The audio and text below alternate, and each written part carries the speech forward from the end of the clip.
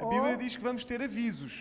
Não podemos comprar nem vender, por exemplo. Mas se mesmo assim, sem poder comprar nem vender, nós não voltarmos para trás, então seremos punidos com uma penalidade apropriada a esse caso. Que é o quê? É a morte. Reparem que eles escrevem com um certo cuidado. Eles não dizem isto claramente, mas podemos ler claramente nas entrelinhas. Eu acredito que o Papa atual diz: se vocês não me obedecerem, vocês são hereges e vocês vão morrer.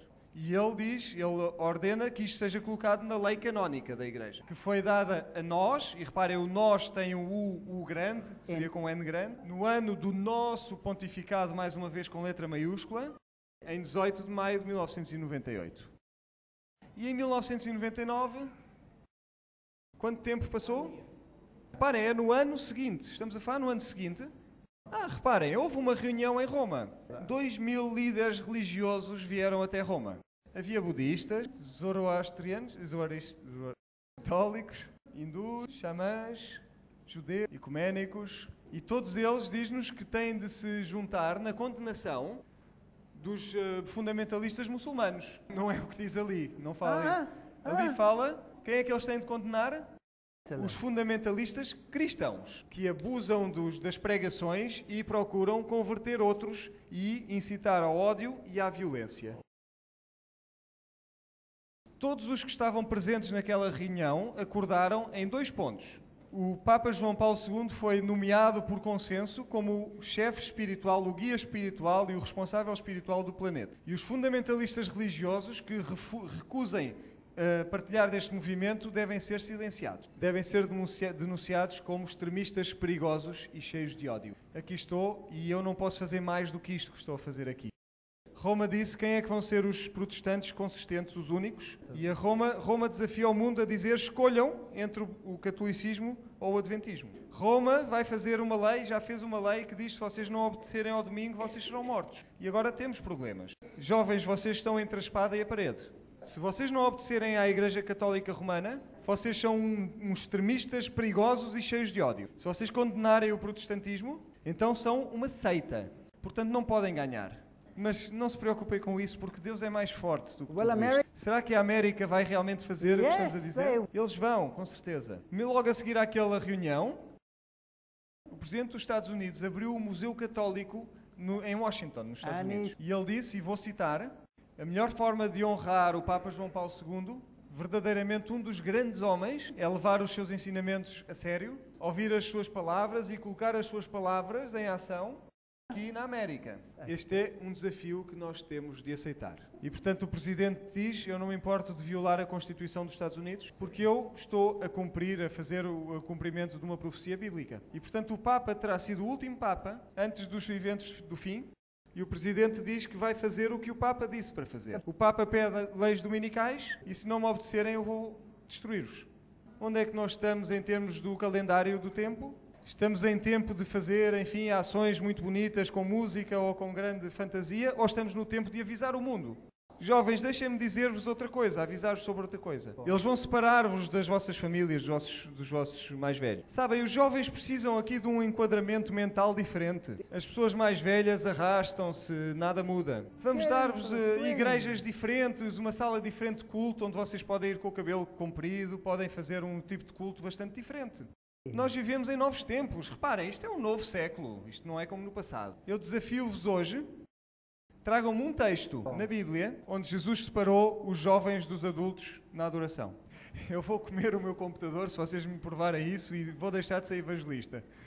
Precisamos dos jovens para ser a força e a energia do movimento. Precisamos dos mais idosos, mais velhos, para serem os que põem alguma cautela e põem a sabedoria também neste movimento. E precisamos dos mais idosos, especialmente as mais idosas, para orar. Porque Deus não pode resistir à oração de uma senhora idosa. Estamos a caminho dos eventos finais.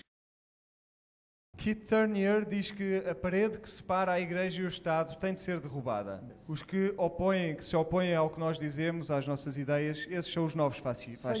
Portanto, nós seremos chamados fascistas. Isto é realmente pensamento eclético jesuíta.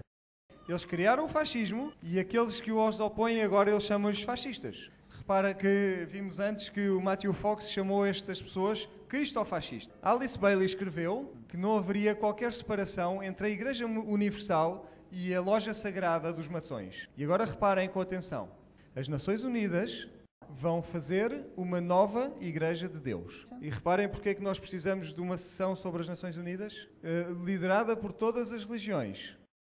E isso vai trazer um fim à grande heresia da separação. Nós pregamos, saiam dela, separem-se dela, povo meu. E Robert Miller diz, nós temos de controlar o fundamentalismo. Bailey diz que não devem haver grandes distúrbios à volta do desaparecimento da ordem antiga. Dwal Kul é a pessoa que fala através de Alice Bailey. Disse que Jesus estava errado quando falou na divisão entre o trigo e o joio, ou os cordeiros e os lobos. Pensávamos que os cordeiros iam para o céu e que os lobos iam para o inferno. Mas é ao contrário. Tem aqui um desafio, meus jovens. Vão ouvir este demónio doentio? O maior efeito da aparição do Maitreya, ele virá para demonstrar um espírito de inclusão e vai incorporar a todos de todas as religiões. E ele continua e diz: aqueles que têm em si o espírito da exclusividade e da separação serão revelados, todo o mundo, todas as pessoas vão conhecê-los pelo que eles realmente são. Vocês vão se tornar muito evidentes, vão ser mais odiados do que os talibãs são, vão ser vistos como a escória da terra. Mas vocês têm por trás de vós assim diz o Senhor. Natalie Banks, do Movimento da Nova Era, diz: estamos à procura de um conhecimento mais profundo. E o que é que vai acontecer, diz este senhor, diretor do Movimento Federalista Mundial? Temos de livrar-nos do fundamentalismo religioso fanático. Senão não conseguimos ter uma ordem religiosa. Portanto, as Nações Unidas serão tornadas proeminentes e surgirá uma nova Igreja de Deus. Este é o simpático príncipe Philip, e ele diz que gostava de ser reencarnado como um vírus mortífero e resolver o problema da sobrepopulação mundial. Estão à espera de uma diminuição da população humana por 95%. Já alguma vez ouviram falar deste monumento chamado as Pedras Guia da Geórgia, que é nos Estados Unidos? Aqui estão estas pedras. Foram erigidas por maçons, e este buraco que vem ali, que é para a estrela polar, que é a adoração a Lúcifer, e eles querem reduzir a população da Terra para 500 milhões de pessoas. Em 1986, Maria disse ao padre Gobi: eu sou a Arca da Nova Aliança.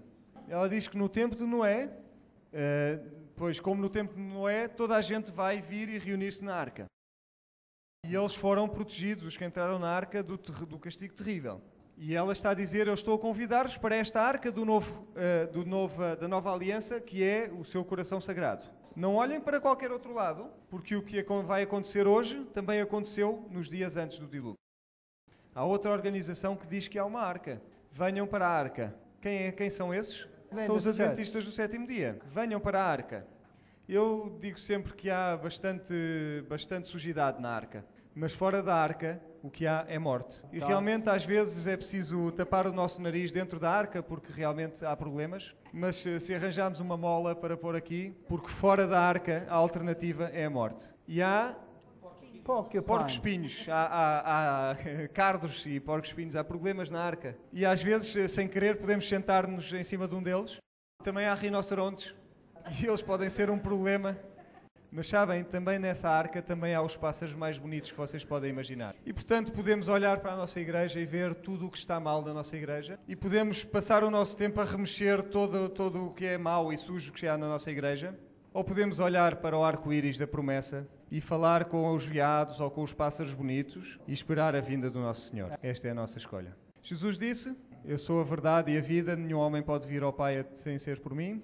Josué diz: se te parece mal servir ao Senhor, escolhe hoje a quem tu queres servir. Porque eu e a minha casa, nós serviremos o Senhor. Nós estamos a caminho de casa. A mesa está preparada. As leis já foram escritas. O Papa João Paulo II, na verdade, cumpriu as profecias bíblicas e as profecias das aparições. E eu estou realmente muito curioso para ver o que é que o chefe da Inquisição vai fazer. É possível que esta seja a última vez que nós vamos estar em conjunto. Mas a minha oração é que um dia nos possamos ver a todos no céu. Deus vos abençoe à medida que percorremos estes tempos. Amém.